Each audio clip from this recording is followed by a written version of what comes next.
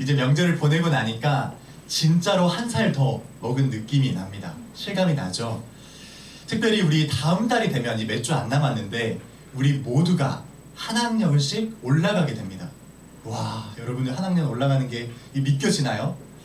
고등학교 친구들, 특별히 고등학교 1학년으로 올라가는 친구들, 또 중학교 친구들 중에서는 특별히 중학교 1학년으로 올라가는 친구들은 새로운 국면을 맞이하게 될 거예요. 완전히 새로운 학교로 가게 돼서 정말 낯선 땅에 가는 것처럼 그런 새로운 시작을 경험하게 될 겁니다.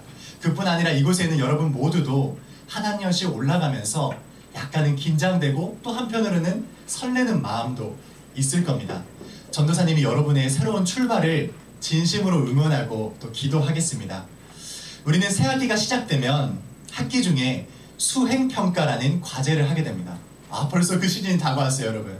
너무 싫죠? 대부분의 수행평가는 혼자서 하지만 간혹 이 수행평가의 성격에 따라서 조를 이루어서 하는 경우들도 있습니다. 그런데 문제는 그렇게 조별 과제를 진행할 때 꼭 한 명씩 빌런이 있다는 것입니다. 너무 싫어, 빌런.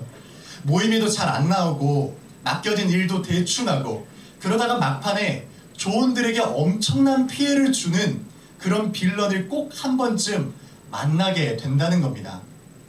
근데 여기서 진짜 문제는 그 친구가 그렇게 행동을 해서 자기 혼자만 피해를 입고 자기 혼자만 나쁜 성적을 받으면 다행일 텐데 우리가 같은 조라는 이유로 그 친구도 좋은 성적을 받거나 같은 조라는 이유로 우리 모두가 나쁜 성적을 받게 될 때가 있다는 겁니다. 그런 경험이 있나요? 아직 없다면 이제 대학교 가면 그 쓴맛을 보게 됩니다. 그런 상황이 벌어지면 우리는 자연스럽게 이것은 정의롭지 못하다. 이건 진짜 정의롭지 못하다. 이런 이야기를 하게 될 거예요. 왜냐하면 요즘 우리가 생각하는 정의란 공정함에 있기 때문입니다. 요즘 우리 사회에서 가장 뜨거운 단어가 있다면 단연코 공정함일 것입니다. 공정한 기회, 노력한 만큼 얻을 수 있는 정당한 대가, 또 그런 것들이 실현되는 나라, 사회, 이런 단어들 들으면 정의로운 나라라는 생각이 들지 않나요? 우리는 공정함이 곧 정의로운 사회처럼 생각하고 있습니다. 하지만 여러분, 성경이 말하는 정의는 여기서 한 걸음 더 나아갑니다. 성경이 말하는 정의는 여러분이 앞서 생각하고 나누었던 평등을 넘어서서 서로가 서로를 회복시키고 살리는 것, 그 안에서 온전한 회복이 일어나는 것을 정의라고 말하고 있습니다.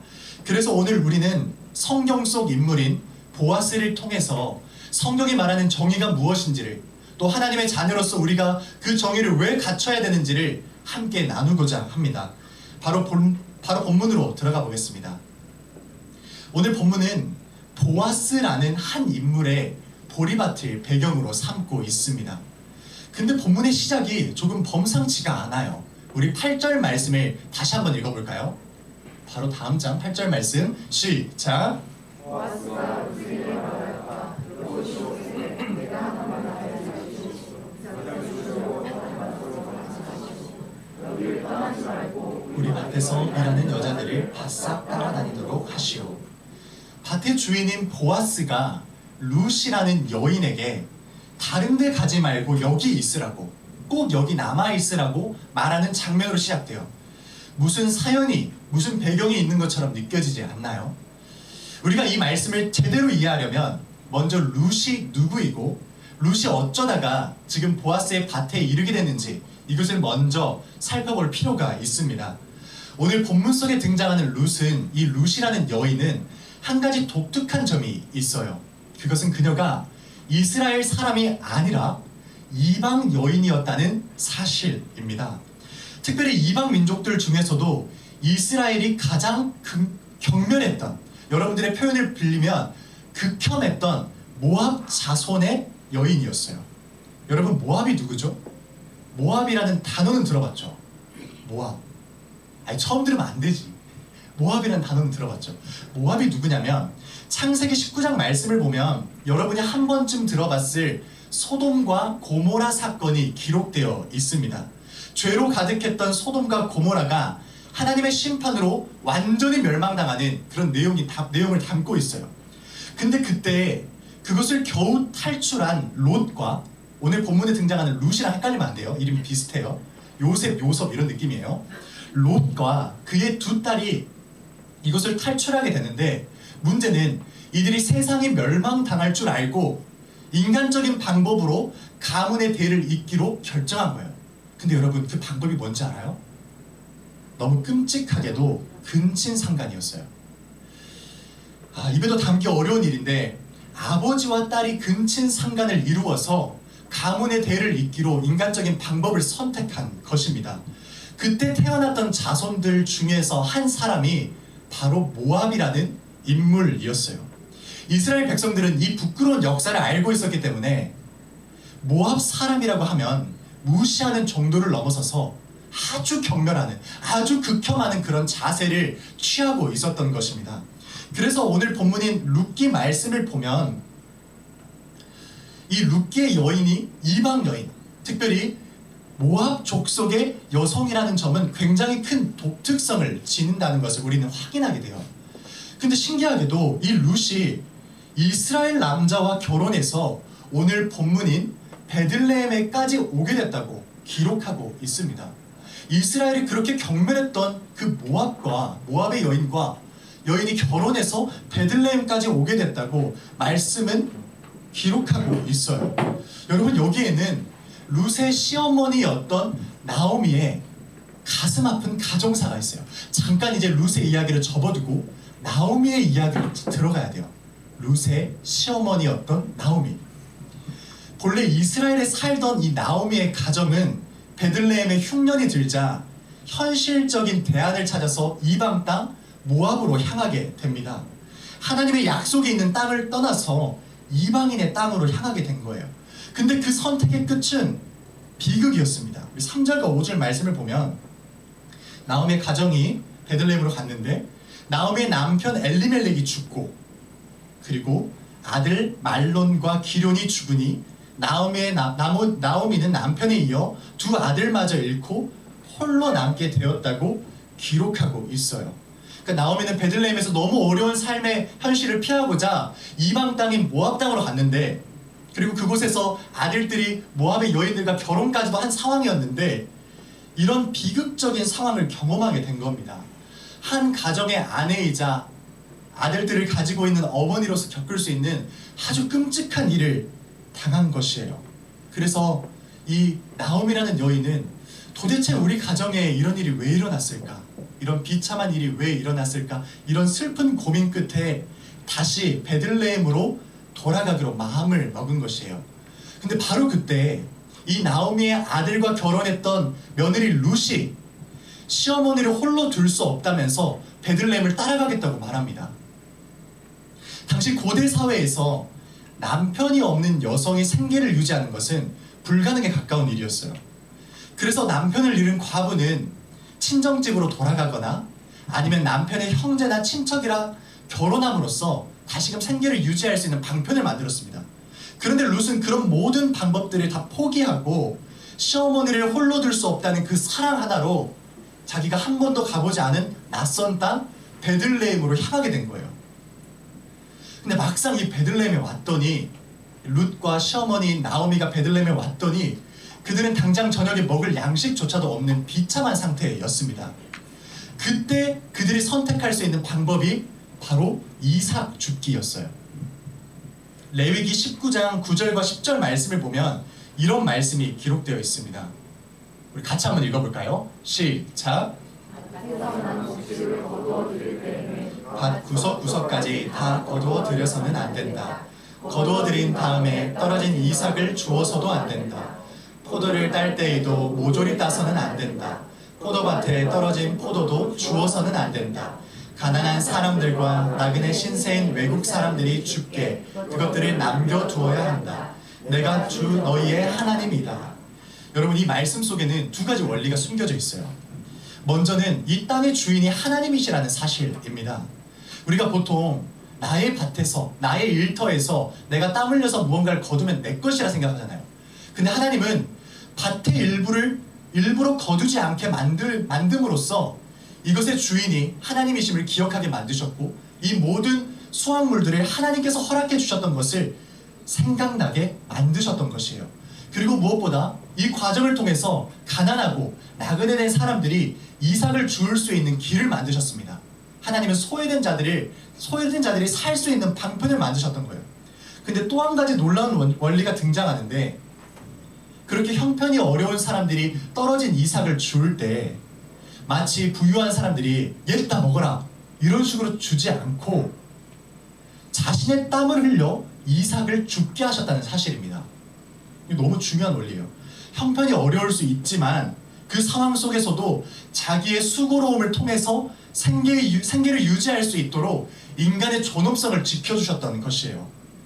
오늘 본문의 시작은 바로 이 주님의 말씀에 순종하면서 이삭을 남겨두었던 그 보아스의 보리밭을 배경으로 삼고 있는 것입니다. 우리 이것을 기억하면서 8절 말씀을 다시 한번 읽어봅시죠. 시작.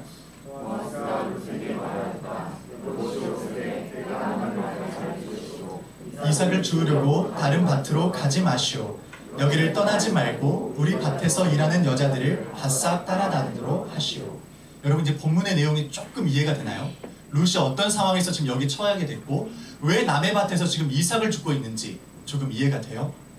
보아스라는 인물은 하나님의 말씀에 순종해서 이삭을 줍지 않았습니다.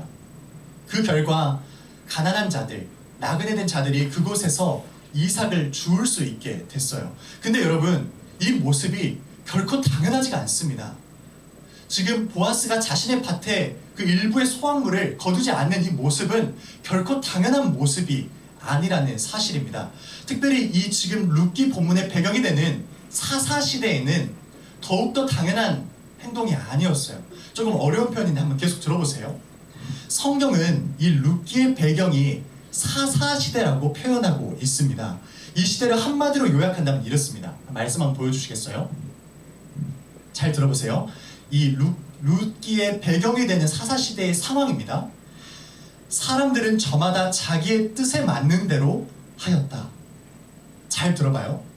사람들은 저마다 자기 뜻에 맞는 대로, 내 기분에 좋은 대로 행동했다는 것입니다.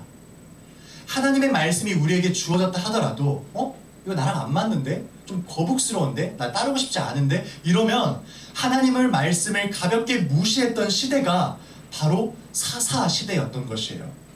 어쩌면 오늘 우리의 시대와 좀 비슷하다고 생각되기도 하죠. 이런 시대 속에서 보아스의 행동을 다시 한번 보세요.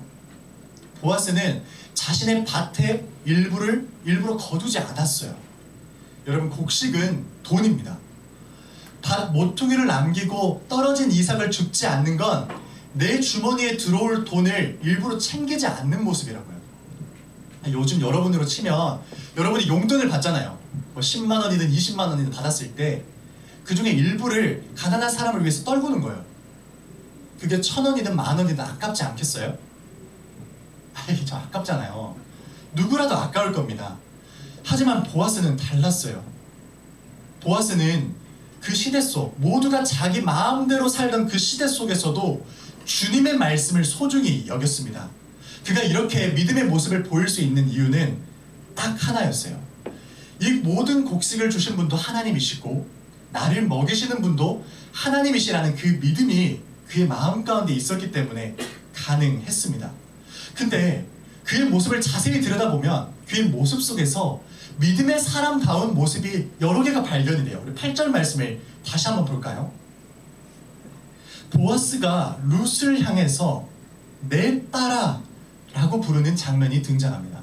우리가 좀 전에 살펴봤던 8절은 조금 번역본을 달리해서 읽었는데 원래 성경, 우리가 자주 읽는 성경에서는 내 딸아 이렇게 기록되어 있어요. 왜 보아스는 처음 보는 룻을 향해서 내 딸아 이렇게 말하고 있을까요? 여러분 한번 상상해봐요.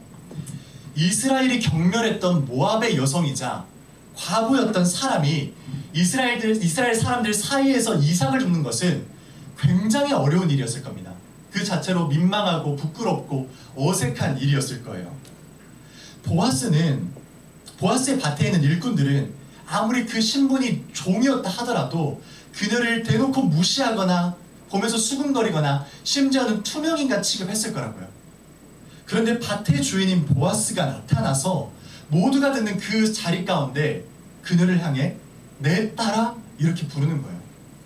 전도사님이 마치 우리 예은이한테, 예은이 미안해 예시를 들어가지고 야 김예은 이렇게 하는 거랑 예은아 이렇게 하는 거랑 다르죠. 똑같아요. 아니 다르잖아요. 예은아 이렇게 하면 따뜻하잖아요. 아 전도사님이 예은이 진짜 아끼구나, 사랑하구나, 예은이 함부로 대하면 안 되겠다 청소년 부서에서, 이런 생각이 들지 않아요? 마찬가지예요. 이 당시 이 고대 근동 사회에서 내 딸아 이런 호칭은 정말 아끼는 사람한테, 극진히 대접해야 되는 사람한테 사용했던 호칭이었어요. 그러니까 보아스는 모두가 있는 그 공식적인 자리에서 이 여인도, 비록 이 사람이 모압 사람이고 여종의 과부 신분이고 이삭을 줍는 가난한 형편에 있을지언정 이 사람도 존중받아 마땅함을 공식적으로 선언했던 것이에요. 여러분, 이것이 오늘 성경에서 말하는 정의의 첫 번째 태도예요. 한번 보여주시겠어요? 우리 함께 읽어보겠습니다. 시작. 정의는 소외된 사람을 향한 따뜻한 시선입니다. 이것이 오늘 성경이 말하는 정의의 태도예요. 정의는 남들이 보지 못하고 남들이 무시하고 또 남들이 소외시키는 사람을 향해서 우리의 고개를 돌려 바라보는 것이 정의의 출발입니다. 잘 생각해봐요. 보아스도 이스라엘 사람으로서 모압 사람 경멸했을 수도 있습니다. 가까이 가기 좀 거북스러웠을 수도 있어요. 과부? 그 당시에 과부의 이미지는 오늘날 이미지와는 좀 다릅니다. 오늘날은 돌싱으로 표현이 되지만 그 당시에는 더 보수적이었기 때문에 과부라는 표현 자체가 굉장히 다가가기 어려운 존재였을 거라고요. 근데 모압 여성, 과부인 이 여성에게 보아스가 다가간다는 것 굉장히 어려운 일이었을 거예요. 그러나 보아스는 정의로운 사람이었어요. 소외된 사람을 향해서 따뜻한 시선을 둘 수 있는 모습을 갖춘 사람이었습니다. 여러분은 학교에서, 학원에서 이런 시선을 가지고 있나요? 전도사님이 얼마 전 명절에 이제 고향에 내려가서 조카를 만났어요. 조카가 중학교 2학년입니다. 지금 우리 중학교 2학년 남학생들이랑 똑같은, 여학생들이랑 똑같은 나이예요. 근데 조카가 그런 얘기를 하는 거예요. 조카가 꿈이 목사님인데 미쳤냐고 그랬는데 그 학교에 예수 믿는 사람이 정말 없다는 거예요. 학교에 예수 믿는 사람이 다 합쳐봤자 2-3명 정도 된다는 거예요. 여러분도 그렇지 않나요? 학교에서 예수 믿는 사람 찾기가 참 어려워요. 근데 예수 믿는 친구 한 명이 어려움을 당하고 있대요. 관계가 별로 안 좋대요. 예수님을 진짜 믿고 있는 것 같은데 관계적인 어려움을 겪고 있대요. 근데 그 친구가 너무 관계적인 어려움이 있다 보니까 자기가 다가가기가 어렵다는 거예요. 근데 마음 한켠엔 계속 신경 쓰인대요. 예수님을 믿는 사람이 관계에 어려움을 겪고 있으니까 계속 마음이 불편했던 것 같아요. 그래서 제가 뭐 했냐고 물어봤어요. 아무것도 안 했대요. 불편해만 하고 있대요. 선생님 뭐라고 했을까요? 뭐라고 했을까요? 루키 말씀을 빨리 펴보라고. 선생님 마침 지금 그걸 읽고 있었는데, 그러면서 그 친구에게 한번 다가갈 용기를 가져보라고 권면했어요. 하나님이 우리가 정의로운 삶을 살기를 원할 때 우리 마음 가운데 이전에 보이지 않았던 어떤 대상이 보이게 만드십니다. 그리고 그 대상을 향한 따뜻한 마음을 허락해 주세요. 우리가 그것을 놓치지 않아야 해요. 우리는 많은 경우 학교에서, 학원에서 내가 좋아하는 친구만, 공부 잘하는 친구만, 인기 있는 친구에게만 마음을 두고 혹여 소외된 친구한테 다가갔다가 내가 피해받는 거 아닌가? 나도 그렇게 되는 거 아닌가? 그런 두려운 마음이 생길 때가 있어요. 하지만 여러분, 우리가 진짜 하나님 자녀답게 살고 싶다면 우리의 시선을 조금 더 넓혀볼 필요가 있습니다. 우리 반에서 아무도 말 걸지 않는 친구, 다가가기 어려운 친구, 늘 고개 숙이고 있는 친구, 그런 친구 있다면 한번 다가가 볼 용기가 필요해요. 가장 먼저는 하나님께서 여러분에게 그런 따뜻한 시선을 주시기를 기도할 수 있는 마음이 필요합니다. 보아스는 그런 따뜻한 시선, 그런 정의로운 시선을 가진 사람이었어요. 정의로운 삶을 살아내던 사람이었던 것입니다. 근데 그런 모습, 그 모습 속에서 놀라운 점이 연이어서 등장해요. 15절과 16절 말씀을 볼까요? 보세요. 룻이 이삭을 주우러 가려고 일어서자 보아스가 젊은 남자 일꾼에게 일렀다. 저 여인이 이삭을 주울 때에는 곡식단 사이에서도 죽도록 하게. 자네들은 저 여인을 괴롭히지 말게. 굉장히 강력하게 막 이야기하고 있죠. 근데 여기서 또 놀라운 장면이 등장합니다. 그를 나무라지 말고 오히려 단에서 조금씩 이삭을 뽑아 흘려서 그 여인이 죽도록 해주게. 보아스는 자기 일꾼들에게 몰래 명령 하나를 내립니다. 자신의 곡식 다발에서 이삭을 조금씩 뽑아 더 흘려서 더 많은 양을 그녀가 죽도록 하라는 것이었습니다. 여러분, 앞서 살펴봤듯 레위기 말씀은 그저 떨어진 이삭만 주울 수 있도록 했어요. 사실 그것도 순종하기 굉장히 어려울 거예요. 떨어진 이삭만 다른 사람이 죽게 만드는 것은 어찌됐든 그 내 돈이 나가는 거니까 그 자체만으로도 굉장히 위대한 결단이고 힘든 순종이에요.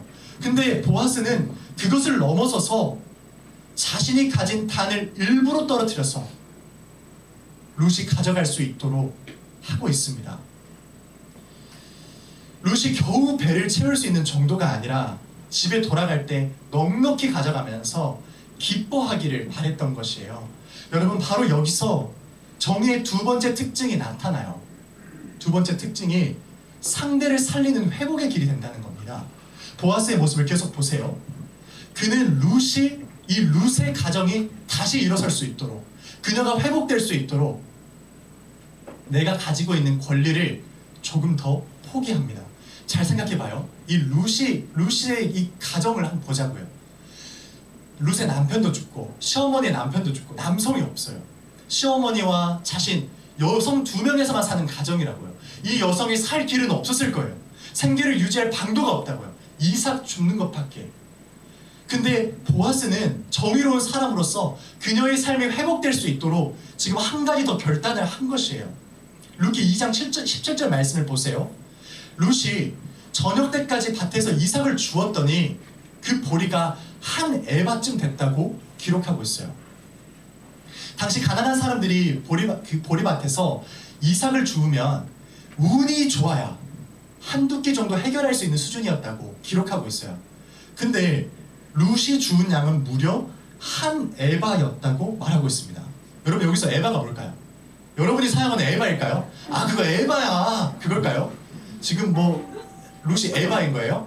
그거 아니겠죠. 여기서 말하는 에바는 그 고대 히브리인들이 사용하던 단위 측정의 어휘였어요. 한 10kg에서 15kg 정도 되는 단위 측정이었어요. 그러면 한 에바라는 것은 곧 쌀 한 포대 정도, 한 10kg 정도 되는 쌀 한 포대를 가져갈 수 있는 양이었다는 거예요. 그러니까 보아스가 룻에게 엄청난 양을 흘려줬던 거예요. 근데 여러분, 이 장면 보면서 좀 이상하지 않아요? 만약에 전도사님이 보아스였다면, 전도사님 느낌이 약간 보아스 같나요? 한번 물어보고 싶었어요. 보아스는 굉장히 나이 많은 사람입니다. 만약에 보아스였다면 이 쌀 한 포대를 그냥 이삭 떨궈가지고 주는 게 아니라 제가 잘 모아가지고 예쁘게 포장해가지고 그 가정을 위해서 선물해줬을 것 같아요. 그럼 주는 저도 뭔가 으쓱해지고 받는 사람도 기분도 좋고 그렇지 않겠어요? 근데 보아스는 이상하게 그렇게 하지 않아요. 오히려 몰래 일꾼들에게 이삭을 흘리라고 말합니다. 왜 그랬을까요? 여러분, 여기에는 그의 아주 따뜻한 배려가 담겨 있어요. 따뜻한 시선에서 시작된 따뜻하고 섬세한 배려가 묻어 있는 거예요. 보아스는 룻이 공짜로 얻어먹는 그런 사람이 되기를 원치 않았습니다. 당당하게 땀 흘려 일하는 노동자로서의 자부심을 갖기를 원했어요. 집에 들어가서 시어머니에게, 어머니, 제가 오늘 하루 동안 열심히 일했어요. 땀 흘려서 일했더니 이렇게 많은 이삭을 가지고 왔어요. 저 잘했죠? 이렇게 말할 수 있고, 그 말하는 그 과정 속에서 어머니도 기뻐하고 자기 자신도 마음이 회복되고, 그렇게 가정이 회복될 수 있는, 심리적으로도 회복될 수 있는 길을 열어줬던 것이에요. 그녀의 자존심을 지켜주면서 실질적인 도움을 주고자 이런 방편을 선택했던 것입니다. 우리가 누군가를 도울 때 이런 태도가 필요해요. 정의로운 시선으로 누군가를 바라보는 것도 너무 중요하고 그 자체만으로 너무 소중한데, 그 사람에게 다가갈 때 나의 방식이, 나의 방법이 정말 따뜻한 시선에서 비롯된 아주 세심한 배려가 묻어있는가, 이것을 고민해 볼 필요가 있어요. 그게 참 어렵지만 우리가 특별히 어려운 상황 속에 있는 친구들에게 다가갈 때는 그런 방식이 필요합니다. 그것이 하나님의 자녀가 가져야 될 품격이에요. 여러분, 오늘 설교 제목이 무엇인 줄 아나요? 보이죠? 이삭을 흘리는 용기. 이 제목이 이삭을 흘리는 용기인 이유가 바로 여기 있습니다. 보아스는 이런 용기를 가진 사람이었어요. 그리고 이 용기로부터 비롯된 사랑과 배려가 있었던 사람이었어요. 여기까지 우리가 말씀을 듣다 보면 한 가지 질문이 생기게 될 겁니다. 보아스는 도대체 어떻게 자기밖에 모르는 그 사사시대에 모두가 자기 실속만 챙기고 이기주의에 쩌들어 있던 그 시대에 이렇게 남을 섬기고 이타적인 삶을 살아갈 수 있었을까? 그 동력이 궁금해질 거예요. 이 말씀을 쭉 듣다 보면, 쭉 읽다 보면요. 여러분, 여기에는 두 가지 이유가 있었어요. 보아스가 정의로운 삶을 살아낼 수 있었던 두 가지 동력이 있었어요. 먼저 첫 번째는 보아스는 룻의 아름다운 행실을 보았기 때문입니다. 오늘 본문 11절 말씀을 보세요. 보아스가 룻에게 대답하였다. 남편을 잃은 뒤에 댁의 시어머니에게 어떻게 하였는지를 자세히 들어서 다 알고 있어. 댁은 친정 아버지와 어머니를 떠나고 태어난 땅을 떠나서 엊그제까지만 해도 알지 못하던 다른 백성에게로 오지 않았소. 그러니까 보아스는 룻이 단순히 가난해서 지금 이삭 줍는 처지에 처하게 됐다는 것을, 처하지 않았다는 것을 알고 있었어요. 남편을 잃었음에도 친정으로 돌아가지 않고 끝까지 시어머니를 책임지려 했던 그 사랑을 알고 있었고, 자신의 안락한 고향을 떠나고 기꺼이 낯선 땅으로 왔던 그의 믿음을 보았던 것입니다. 여러분, 보아스가 이걸 어떻게 알게 됐을까요? 이걸 알고 있잖아요. 지금 너무 구체적으로 알고 있어요. 여기는 일련의 과정이 있었어요. 룻기 1장 19절 말씀을 보면 처음 나오미의 가정이 베들레헴으로 돌아왔을 때 사람들이 그녀를 보면서 이 사람이 나오미가 아니냐고 이야기하는 장면이 등장합니다. 그리고 이어지는 룻기 2장 5절 말씀을 봐도 보아스가 자신의 밭에서 이삭을 줍고 있을 때 우연히 룻을 보게 돼서 저 사람이 누구냐고 묻는 장면이 등장해요. 그러니까 보아스는 우연히 이 룻의 가정에 대한 이야기를 듣게 되고, 우연히 그녀가 있는 것을 보게 되고, 우연히 그의 상황을 구체적으로 알게 됐던 것이에요. 우리가 룻기 말씀을 보면 성경의 저자가, 하나님께서 그의 저자를 통해서 우연이라는 단어를 의도적으로 작성하는 것을 우리가 발견하게 돼요. 우연히 무슨 일이 계속 벌어져요. 우연히 소문을 듣게 되고, 우연히 상황을 알게 되고, 우연히 현실을 알게 되고, 처지를 알게 되고, 형편을 알게 되는 그런 상황들이 계속해서 일어나거든요. 다시 말하면 하나님께서 보아스의 귀에 그 소문을 듣게 만드신 겁니다. 우연히 일어난 것처럼 보이지만 하나님께서 그 우연을 통해서 일을 행하시고 룻의 가정을 돕기로 작정하셨던 거예요. 그래서 보아스의 마음 가운데 주님의 마음을 전달하신 것입니다. 보아스의 마음 가운데 주님의 마음을 허락해 주셔서 저 여인은 내가 반드시 지켜줘야 할 하나님의 딸이라는 그런 거룩한 감동을 허락해 주셨던 거예요. 그런 마음이 이 보아스의 마음 가운데 있었기 때문에 그는 이런 정의로운 삶을 살아낼 수 있었던 거예요. 근데 또 하나의 이유가 있어요. 보아스에게 이런 마음이 있었는데 하나님이 반드시 갚아주신다는 믿음이 있었기 때문입니다. 오늘 보면 12절 말씀을 보면 보아스가 룻을 향해 하는 말이 등장해요. 한번 들어보세요. 여기에서 그의 신앙관을 엿볼 수 있습니다. 댁의 한 일은 주님께서 갚아주실 것이요. 조금 전에 했던 일. 이제 댁이 주 이스라엘의 하나님의 날개 밑으로 보호를 받으러 왔으니 그분께서 댁에게 넉넉히 갚아주실 것이요. 그러니까 그는 하나님께서 반드시 갚아주실 분임을 진심으로 믿었던 거예요. 그래서 그는 내 곡식의 그 수확물을 일부러 걷어들이지 않고 그녀를 향해 섬기고 그녀를 향해 헌신할 수 있었던 것입니다. 여러분, 전도사님이 대학생 때 참 여러 가지 아르바이트를 해본 적이 있습니다. 여러분은 어떤 아르바이트를 해보고 싶어요? 고3 친구들 수험생 기간 끝나면 뭐 하고 싶어요? 가해도 해봤어요. PC방도 해봤어요. 주차장도 해봤어요. 난 왜 이렇게 많이 한 거야? 별걸 다 해봤는데. 근데 그 중에서 하나가 편돌이였어요. 편돌이가 뭔지 아나요? 잘 모르구나. 편의점 아르바이트였어요. 편의점 아르바이트를 하려면 전도사님이 술 이름도 잘 알아야 되고 담배 이름도 잘 알아야 되고, 술 담배 전문가입니다. 어떤 담배가 가장 센 담배인지도 알아요. 말보로 레드 8mm짜리 타르. 대박이죠. 이런 사람이에요. 술, 담배 전문가라니까요. 전사님 하지는 않아요? 오해하면 안 돼요. 전사님 대학생 때 이 편의점 아르바이트를 했는데 그 아르바이트 구조가 그 편의점 점장님과 같이 일을 하는 구조로 시스템이 이루어져 있었어요. 당시 그 점장님은 참 좋은 사람이었습니다. 따뜻했고 배려심도 많고 또 사람을 아낄 줄 아는 사람이었어요. 근데 어느 날 점장님이 전도사님에게 해줬던 말이 마치 머리를 탁 치는 듯한 그런 멘트를 하신 적이 있었어요. 어떤 손님이 이제 편의점에 들어와서 막 커피를 막 담는 거예요. 바구니에다가 엄청 급하게 막 그 커피를 담아요.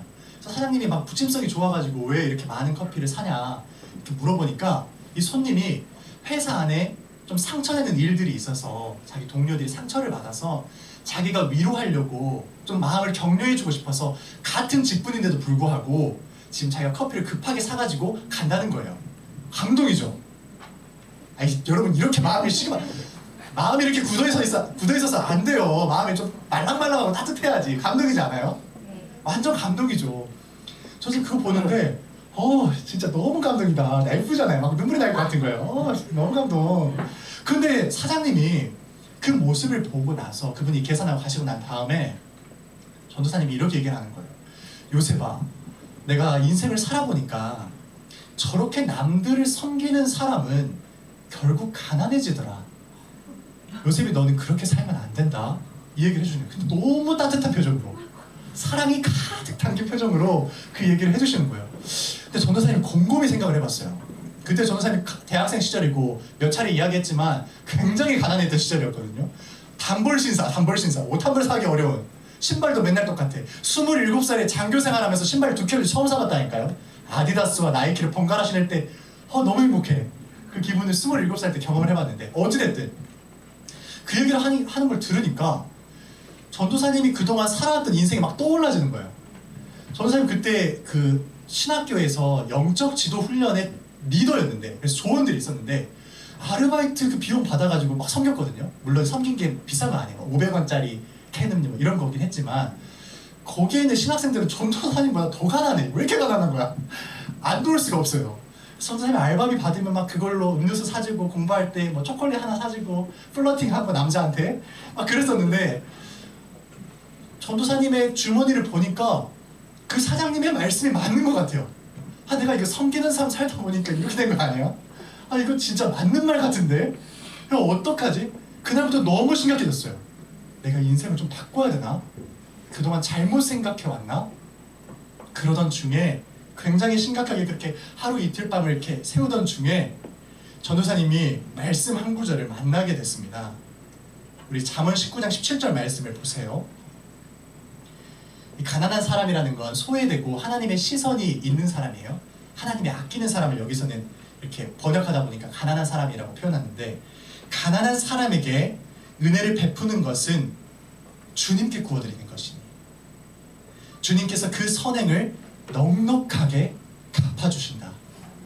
아멘이지 않아요? 전도사님이 이 말씀을 보는 순간 그거 틀렸다. 사장님이 나를 아껴서 해준 말이었지만 거기에는 한 가지 전제가 빠졌다. 이 세상을 다스리시고 내 삶을 책임져 주시는 하나님이 빠져있구나. 그 사실을 전도사님이 깨닫게 됐어요. 하나님이 없는 사람은 저런 관점으로 이야기할 수 있지만 하나님의 살아계심을 믿는 사람은 관점이 달라질 수밖에 없겠구나. 왜냐하면 하나님은 자신의 시선이 있는 사람에게, 자신이 불쌍히 여기고 아끼는 그 대상에게 은혜를 베푸는 것을 반드시 넉넉하게 갚아주시겠다고 약속하고 있기 때문입니다. 여러분, 전도사님은 여러분이 복받기 위해서 신앙생활을 하는 사람이 되기를 원치 않아요. 그러나 오늘 말씀을 볼 때 하나님은 분명히 약속하고 있어요.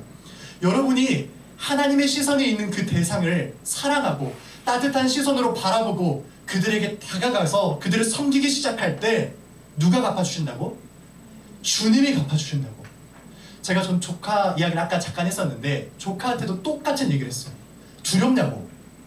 뭐가 그렇게 두렵냐고. 친구들이 같이 미워하면 어떨지 막 두렵대요. 그럴 수 있죠. 그런데 너 하나님 신뢰하냐고. 신뢰한대요. 다시 물어봤어요. 뭐가 그렇게 두렵냐고. 똑같은 얘기를 반복하는 거예요. 그 상황이 두렵대요. 너 하나님 신뢰하냐고. 두렵대요. 똑같은 얘기가 계속 반복됐는데. 그런데 여러분, 우리가 하나님을 진짜 신뢰하면 하나님이 여러분 그렇게 나가게 두지 않습니다. 여러분이 누군가를 정말 따뜻한 시선으로 바라보면서 다가갈 때 여러분의 힘과 능력으로 하면 나갈 수 있죠. 여러분이 생각하는 것처럼 안 좋은 일이 펼쳐질 수도 있겠죠. 그런데 그 모습을 하나님이 보시잖아요. 하나님의 시선이 있는 그 친구에게 여러분이 하나님의 마음을 가지고 정의로운 마음을 가지고 다가갔을 때 하나님이 보시잖아요. 그러니까 여러분 두려워할 필요 없어요. 하나님은 그 상황 가운데 책임져 주십니다. 반드시 그 선행을 넉넉하게 갚아주실 것이에요. 보아스는 바로 이런 믿음을 가졌던 사람이었습니다. 그래서 그는 정의로운 삶을 살아갈 수 있었던 것이에요. 사랑하는 여러분, 이제 말씀을 조금 정리해 볼게요. 오늘 우리는 보아스의 모습을 통해서 성경이 말하는 정의가 무엇인지 크게 두 가지로 살펴봤습니다. 그것이 무엇이었죠? 우리 1번부터 같이 읽어볼까요? 시작! 우리 2번도 읽어볼까요? 시작! 오늘 우리가 사는 시대는 너무나 쉽게 공정을 말하고 너무나 쉽게 정의를 말합니다. 정의로운 나라를 구현하겠다, 공정한 사회를 만들겠다, 그렇게 입으로 내뱉기는 참 좋고 멋진 말들을 해요. 하지만 정작 우리가 살아가는 세상을 보면 정말 정의로운지, 정말 공정함이 흐르고 있는지 잘 모르겠어요. 여러분, 반드시 기억하기를 원해요. 정의라는 것은 거창한 구호에서 시작되는 게 아니에요. 하루아침에 막 거창한 구호대로 이루어지는 게 아닙니다. 지금 당장 내 옆에 있는 그 소외된 친구, 그 친구를 따뜻한 시선으로 바라보는 것, 그리고 그 친구를 깊게 고민해서 사랑이 담긴 배려로 다가가 보는 것, 바로 거기서부터 정의가 출발합니다. 입으로만 공정한 사회, 정의로운 사회, 공의가 흐르는 사회 그렇게 얘기하는 게 아니라 진짜 이 사회가 정의롭고 정말 공의가 흐르는 사회가 되길 원한다면 하나님의 시선이 있는 그곳에 주님의 시선으로 한번 다가가 보는 것, 이것이 오늘 말씀이 말하는 정의의 시작입니다. 여러분, 하나님은 여러분을 보고 계시는 분이십니다. 오늘 말씀을 기억해 보면 룻이 그 어려운 선택을 하고 베들레헴으로 돌아오는 것을 하나님이 알고 계셨어요. 그리고 그 어려운 선택이 자기 이익을 위한 게 하나도 없었다는 것을 주님은 알고 계셨어요. 바보죠. 친정 돌아가면 되잖아요. 재혼 안 할 거예요? 평생 그렇게 여성으로서, 그 당시의 기준이에요, 여성으로서 생계도 감당하지 못한 채 그렇게 살아갈 거예요? 아무런 대책 없이 단지 이 시어머니를 위한다는 그 마음 하나 때문에 그 베들레헴으로 떠난 거예요. 그리고 그날 갔더니 당장 저녁에 먹을 밥이 없어요. 여러분, 보리밭에서 이삭을 줍는다 생각해봐요. 얼마나 삶이 처참한 것처럼 느껴지겠어요. 그런데 그 모습 주님이 보고 계셨어요. 그리고 주님이 그 모습을 보고 계시고 보아스라는 인물에게 그 소식을 듣게 하세요. 우연히, 아주 우연히 구체적으로 듣게 하세요. 그리고 하나님께서 보아스의 마음을 움직이셔서 보아스를 통해 룻의 인생을 회복시켜 가십니다. 룻의 인생이 회복됐더니 나오미의 가정이 회복돼 가요. 근데 여러분, 보아스는 그러면 손해보는 삶이었을까요? 남만 섬기고 그렇게 끝나버리는 삶이었을까요? 결코 그렇지 않습니다. 자신의 삶을 그 여인을 위해서 내어줬지만 하나님이 보아스의 모습도 분명히 보았을 것이라 믿어요. 정의로운 사회는 거기서부터 시작돼요. 내 실속만 챙기고 내 이익만 생각하면서 그렇게 차갑게 계산기처럼 탁탁 끊어내는 것이 아니라 하나님이 갚아주실 것을 믿고 그렇게 하나하나 내어주기 시작할 때, 상대를 그렇게 아끼고 사랑하기 시작할 때, 그때 성경이 말하는 정의로운 사회가 시작될 수 있는 것입니다. 사랑하는 여러분, 그렇게 이번 한 주 한번 둘러보세요. 주위를. 하나님이 불쌍히 여기실 만한, 하나님이 정말 긍휼히 여기실 만한 그런 친구가 있는지 한번 돌아보기를 바랍니다. 그리고 용기를 가지고 한번 다가가 보세요. 그 친구를 아주 세밀한 배려를 가지고 한번 다가가 보세요. 도와줘 보세요. 그러면 그 자리에서 일하시는 하나님을 그때 비로소 경험하게 될 것입니다. 사랑하는 여러분, 용기가 필요하다는 거 알아요. 두렵죠. 그렇게 했다가 뭔가 잘못된 일이 펼쳐지면 어떡하지? 그런 두려운 마음이 생길 수도 있어요. 근데 오늘 설교 제목을 기억해 보세요. 정의는 이삭을 흘리는 용기예요. 용기. 그 용기를 가지며 이번 한 주를 살아가는 저와 여러분이 될 수 있기를 주님의 이름으로 축복합니다.